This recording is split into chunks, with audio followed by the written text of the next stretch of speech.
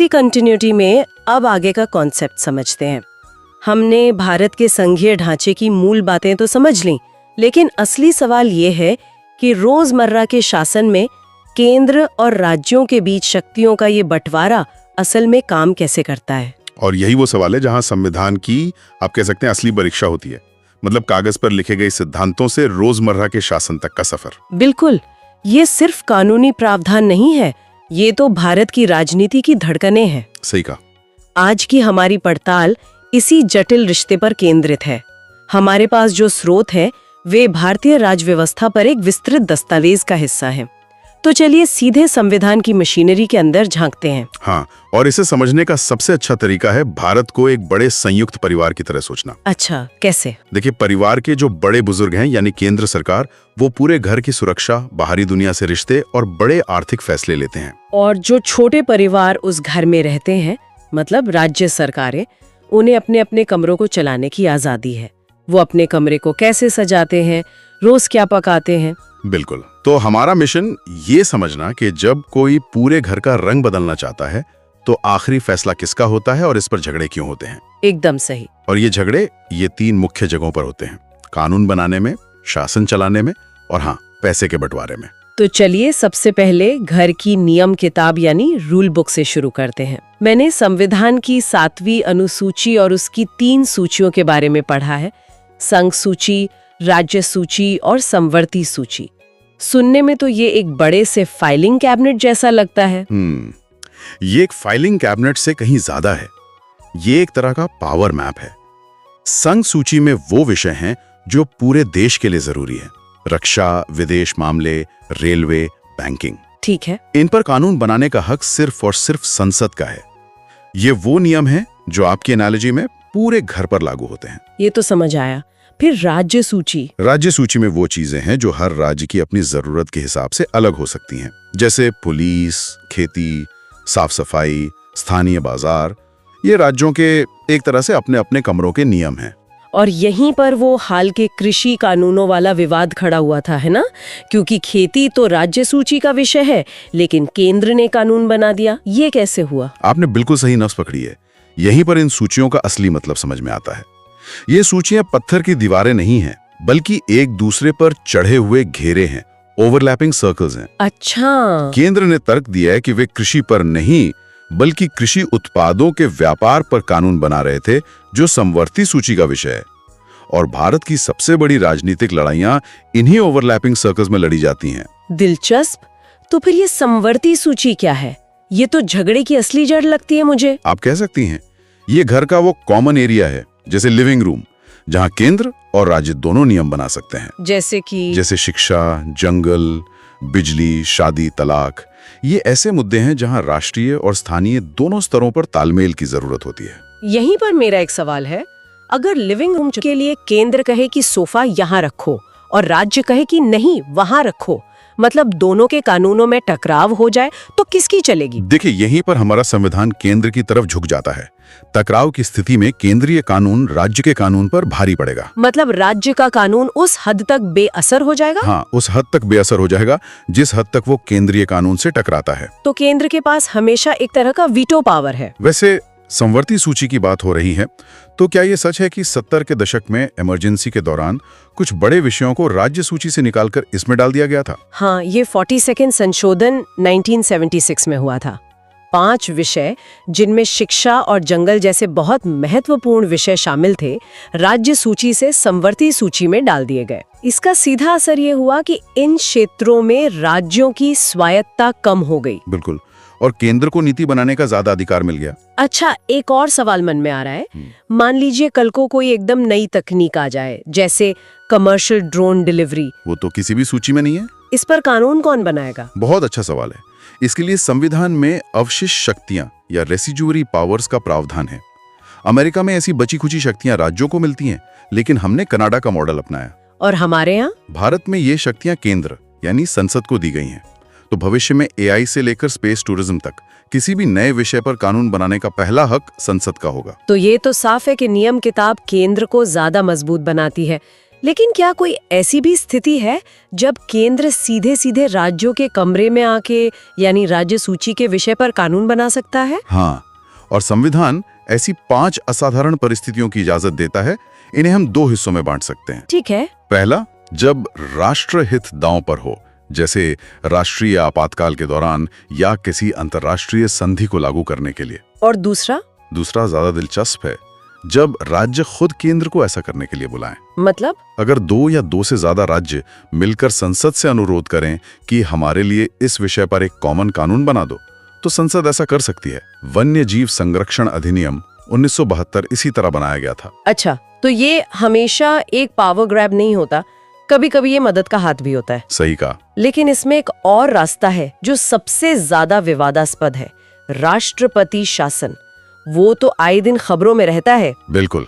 अनुच्छेद 356 यानी राष्ट्रपति शासन इस रिश्ते की सबसे दुखती रग रहा है।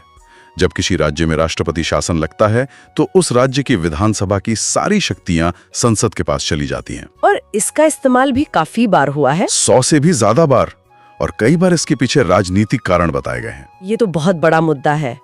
क्या इस पर कभी कोई समाधान निकालने की कोशिश नहीं हुई? हुई है, और यहीं पर सरकारी आयोग की भूमिका आती है।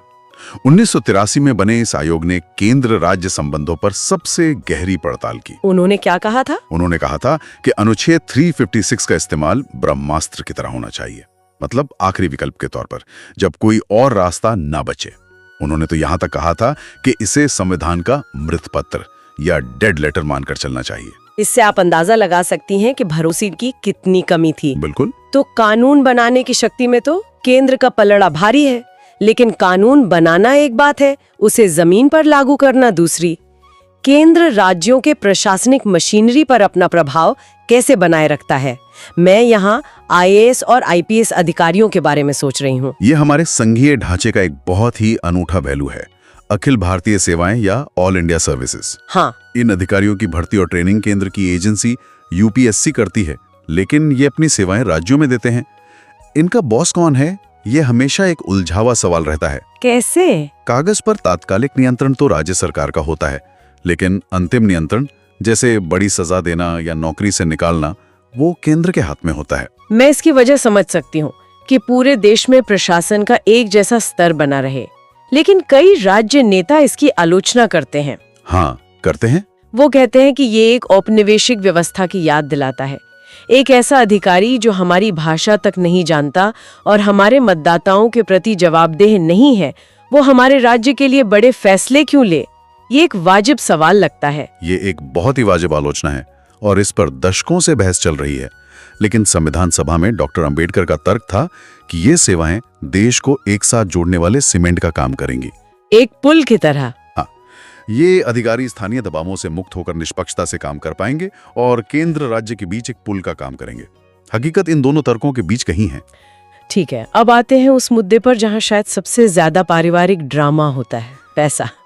राज्यों की हमेशा शिकायत रहती है कि सारी जिम्मेदारियां, सड़कें, अस्पताल, पुलिस उनकी है, लेकिन तिजोरी की चाबी केंद्र के पास है। ये वित्तीय रिश्ता काम कैसे करता है? आपकी ये तिजोरी वाली बात एकदम सटीक है। झगड़े की जड़ है कर, यानी टैक्स लगाने की शक्तियों का बंटवारा। अच्छा। जितने भी बड़े और मुनाफे वाले टैक्स हैं, इनकम टैक्स, कॉर्पोरेट टैक्स, वो सब केंद्र के हिस्से में हैं। राज्यों के पास जमीन या शराब पर टैक्स जैसे अपेक्षाकृत छोटे स्रोत हैं। तो फिर राज्यों का खर्च कैसे चलता है? यहीं पर कहानी में एक परिवार के सलाहकार की एंट्री होती है, जिसे हम वित्त आयोग या फाइनेंस कमीशन कहते हैं। एक संवैधानिक संस्था। हाँ, ये एक संवैधानिक संस्था है जो हर 5 साल में ये तय करती है कि केंद्र अपनी कमाई का कितना हिस्सा राज्यों के साथ बांटेगा। तो ये बंटवारा सिर्फ एक थ्योरी नहीं है, इसका सीधा असर आम नागरिक पर पड़ता है। हमारे मोहल्ले के सरकारी स्कूल की हालत, हमारे शहर की सड़कें, स्थानीय पुलिस की चुस्ती, सब कुछ। ये सब इस बात पर निर्भर करता है कि राज्य सरकार के पास कितना पैसा है, और वो पैसा इसी व्यवस्था से तय होता है। बिल्कुल। और हाल ही में GST ने इस पूरे खेल को बदल दिया है। यहां पर हमें एक नया शब्द सुनने को मिलता है, सहकारी संघवाद या कोऑपरेटिव फेडरलिज्म। इसे आसान भाषा में समझाइए। पुरानी व्यवस्था ऐसी थी जैसे परिवार के बड़े यानी केंद्र बच्चों यानी राज्यों को जेब खर्च देते थे। हाँ। GST ने इसे बदल दिया है। अब एक GST परिषद है। इसे एक बोर्ड मीटिंग की तरह सोचिए, जहां केंद्र और सभी राज्य, सबके पास एक कुर्सी और वोट का अधिकार है। और वो मिलकर फैसले लेते हैं। वो मिलकर तय करते हैं कि किस चीज पर कितना टैक्स लगेगा। ये एक साझेदारी है, न कि ऊपर से नीचे का आदेश। हालांकि ये साझेदारी असल में कितनी बराबरी की है, इस पर बहस जारी है। हमने सरकारी आयोग का जिक्र किया जिसने इन तनावों को सुलझाने की कोशिश की। उनकी सबसे बड़ी सिफारिशें क्या थीं, जिसने कोई ठोस बदलाव लाया हो? अनुच्छेद 356 पर उनकी सिफारिश तो थी ही, लेकिन एक और बहुत बड़ी सिफारिश थी, एक स्थायी अंतर्राज्य परिषद, इंटरस्टेट काउंसिल बनाने की। अच्छा? संविधान में इसका प्रावधान तो पहले से था, लेकिन वो सिर्फ कागज पर था।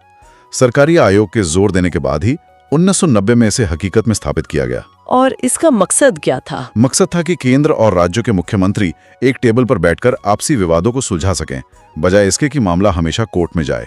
और क्या बाद में भी ऐसी कोई कोशिश हुई? पुंछी आयोग के बारे में भी सुनने में आता है। हाँ, 2007 में मदन मोहन पुंछी आयोग बना। दुनिया बदल रही थी, गठबंधन सरकारों का दौर था, तो संबंधों की फिर से समीक्षा की जरूरत महसूस हुई। उन्होंने किस बात पर जोर दिया? पुंछी आयोग ने सबसे ज्यादा जोर सहकारी संघवाद के विचार पर ही दिया। उन्होंने कहा कि केंद्र और राज्यों को एक दूसरे को प्रतिद्वंदी नहीं, बल्कि पार्टनर समझना चाहिए। उनका मानना था कि मजबूत राज्य ही एक मजबूत राष्ट्र बनाते हैं। तो आज के इस पूरी पड़ताल से ये तो साफ है कि भारत का संघीय ढांचा किसी एक मॉडल की नकल नहीं है। ये अपनी प्रकृति में बिल्कुल अनूठा है। हाँ, ये उस संयुक्त परिवार जैसा है जहां मुखिया की चलती तो है, लेकिन दूसरे सदस्यों की आवाज को पूरी तरह अनसुना भी नहीं किया जा सकता। सही कहा। ये कोई स्थिर व्यवस्था नहीं है, बल्कि एक गतिशील संतुलन है। ये एक ऐसा रिश्ता है जो लगातार संवाद, बातचीत और कभी-कभी टकराव से विकसित होता रहा है। ये सहयोग और टकराव का एक निरंतर नृत्य है। बिल्कुल, जो हमारे संविधान की जीवंतता का सबसे बड़ा प्रमाण है। और अंत में श्रोताओं के लिए विचार करने के लिए एक सवाल छोड़ जाते हैं। जैसे जैसे भारत की अर्थव्यवस्था बदल रही है, क्षेत्रीय पार्टियां और मजबूत हो रही हैं और राज्यों की अपनी आकांक्षाएं बढ़ रही हैं, आपको क्या लगता है भविष्य में केंद्र राज्य संबंधों का यह संतुलन शक्तियों के और ज्यादा विकेंद्रीकरण यानी राज्यों को और अधिकार देने की ओर झुकेगा, या फिर राष्ट्रीय एकता और सुरक्षा की जरूरतें इसे और ज्यादा केंद्रीकृत बनाएंगी? इसी कॉन्टिन्यूटी में अब आगे का कॉन्सेप्ट समझते हैं। देखिए, भारतीय संघीय व्यवस्था की जो सफलता है वो सिर्फ केंद्र और राज्यों के सौहार्दपूर्ण संबंधों पर ही नहीं, बल्कि राज्यों के आपसी संबंधों पर भी निर्भर करती है। तो आज हम इन्हीं स्रोतों की मदद से ये समझेंगे कि कैसे हमारे संविधान में राज्यों के बीच सहयोग और समन्वय बनाए रखने की व्यवस्था की गई है।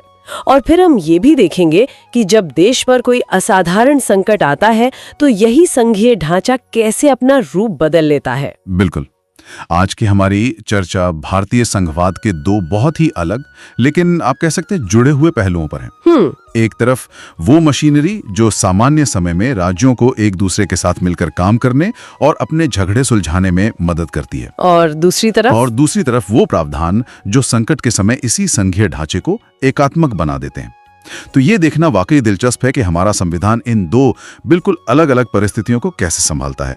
चलिए फिर इस विषय की परतों को खोलते हैं। शुरुआत करते हैं राज्यों के आपसी संबंधों से। स्रोत बताते हैं कि संविधान में इसके लिए मुख्य रूप से 4 प्रावधान हैं। जी। अंतर्राज्यीय जल विवाद, अंतर्राज्यीय परिषदें, सार्वजनिक कानूनों को मान्यता और अंतर्राज्यीय व्यापार की स्वतंत्रता। तो सबसे पहले उस मुद्दे पर बात करते हैं जो अक्सर खबरों में रहता है, नदियों के पानी का झगड़ा। बिल्कुल, ये एक बहुत ही संवेदनशील और सच कहूं तो पुराना विषय है। संविधान का अनुच्छेद 262 संसद को एक असाधारण शक्ति देता है। अच्छा। हाँ, कि वो अंतर्राज्यीय नदियों या नदी घाटियों के पानी के बंटवारे, इस्तेमाल या नियंत्रण से जुड़े किसी भी विवाद के समाधान के लिए कानून बना सकती है। यहाँ एक बहुत ही दिलचस्प बात सामने आती है। स्रोत कहते हैं कि इसी अनुच्छेद के तहत संसद यह भी तय कर सकती है कि ऐसे किसी भी विवाद में सुप्रीम कोर्ट या कोई और अदालत दखल नहीं देगी। ये तो न्यायपालिका की शक्तियों पर एक बहुत बड़ा अंकुश है।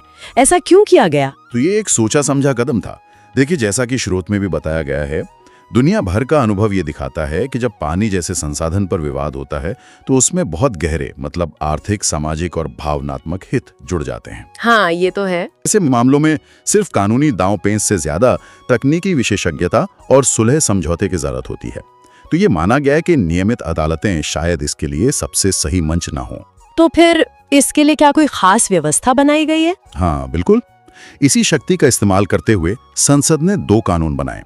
नदी बोर्ड अधिनियम 1956 और दूसरा अंतर्राज्यीय जल विवाद अधिनियम। सही। और इसी दूसरे कानून के तहत जब कोई राज्य केंद्र सरकार से शिकायत करता है तो केंद्र सरकार मामले को सुलझाने के लिए एक अस्थायी न्यायाधिकरण यानी कि ट्राइब्यूनल का गठन कर सकती है। और इस ट्राइब्यूनल का फैसला? उसका फैसला अंतिम और सभी पक्षों के लिए मान्य होता है। उसे सुप्रीम कोर्ट में चुनौती नहीं दी जा सकती। स्रोत में तो ऐसे कई न्यायाधिकरणों की एक पूरी सूची दी गई है, जैसे 1969 में कृष्णा जल विवाद पर महाराष्ट्र, कर्नाटक और आंध्र प्रदेश के लिए बना न्यायाधिकरण जी। फिर 1990 का कावेरी जल विवाद न्यायाधिकरण, जिसमें कर्नाटक, केरल, तमिलनाडु और पुडुचेरी शामिल थे। और हाल ही में मतलब 2018 में बना महानदी जल विवाद न्यायाधिकरण, जो उड़ीसा और छत्तीसगढ़ के बीच है। तो ये उदाहरण दिखाते हैं कि ये मुद्दा कितना जीवंत और लगातार बना हुआ है। बिल्कुल, और हर विवाद की अपनी एक अलग प्रकृति होती है, इसीलिए हर बार एक नए समर्पित न्यायाधिकरण की जरूरत महसूस की गई।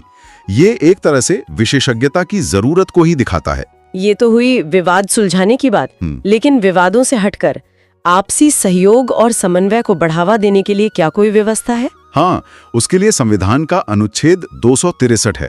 ये राष्ट्रपति को सार्वजनिक हित में एक अंतर्राज्यीय परिषद यानी इंटरस्टेट काउंसिल बनाने का अधिकार देता है। और इसका मुख्य काम क्या है? इसका मुख्य काम है राज्यों के बीच और केंद्र व राज्यों के बीच बेहतर समन्वय स्थापित करना, साझा हित के विषयों पर जांच और बहस करना और नीति निर्माण में बेहतर तालमेल के लिए सिफारिशें देना। लेकिन स्रोत ये भी बताते हैं कि संविधान लागू होने के कई दशकों बाद तक इसका गठन नहीं हुआ था। सही कहा आपने। वो सरकारिया आयोग था जिसने केंद्र राज्य संबंधों पर बहुत गहराई से अध्ययन किया। हाँ, 1983-88 वाला। जी, उसी की मजबूत सिफारिश के बाद ही 1990 में पहली बार इसका गठन किया गया। इसकी संरचना ही इसकी सबसे बड़ी ताकत है। प्रधानमंत्री इसके अध्यक्ष होते हैं, सभी राज्यों के मुख्यमंत्री इसके सदस्य होते हैं। मतलब एक बहुत हाई लेवल फोरम है ये। बिल्कुल। साथ ही केंद्र शासित प्रदेशों के प्रशासक और कुछ केंद्रीय कैबिनेट मंत्री भी। यह इस संवाद के लिए एक बहुत उच्च स्तरीय मंच बनाता है। पर यहाँ एक सवाल उठता है। स्रोत ये साफ करते हैं कि इस परिषद का काम सिर्फ सलाहकारी है, बाध्यकारी नहीं। और ये भी कहा गया है कि इसकी बैठकें भी बहुत नियमित रूप से नहीं होती। तो क्या ये एक प्रभावशाली संस्था है या सिर्फ एक बातचीत का मंच बनकर रह गई है? ये एक बहुत वाजिब आलोचना है। देखिए, इसकी सिफारिशें बाध्यकारी न होना इसकी प्रभावशीलता को सीमित करता है। तो फिर इसका महत्व क्या है? इसका महत्व कम नहीं आंकना चाहिए।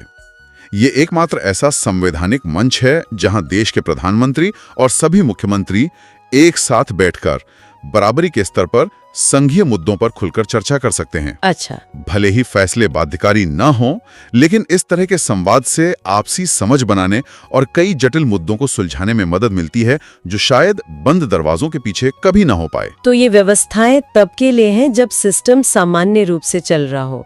एक तरह से इस संघ की मशीनरी में तेल डालने जैसा काम करती हैं, ताकि सब कुछ सुचारू रूप से चले। हाँ, कह सकते हैं। लेकिन असल परीक्षा तो तब होती है जब पूरा ढांचा ही दांव पर लग जाए। स्रोत हमें उसी स्थिति की ओर ले जाते हैं जब देश पर कोई असाधारण संकट आता है। तब हमारा ये संघीय संविधान कैसा व्यवहार करता है? भारतीय संविधान की सबसे अनूठी और शक्तिशाली विशेषताओं में से एक है।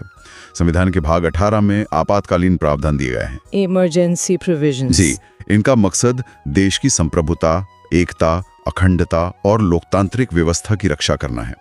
आपातकाल के दौरान भारत का संघीय ढांचा बिना किसी औपचारिक संविधान संशोधन के अपने आप एकात्मक ढांचे में बदल जाता है। मतलब केंद्र सरकार बहुत ज्यादा शक्तिशाली हो जाती है। जैसे कि डॉक्टर बी आर अम्बेडकर ने संविधान सभा में कहा था, भारत का संविधान समय और परिस्थिति के अनुसार एकात्मक और संघीय दोनों हो सकता है।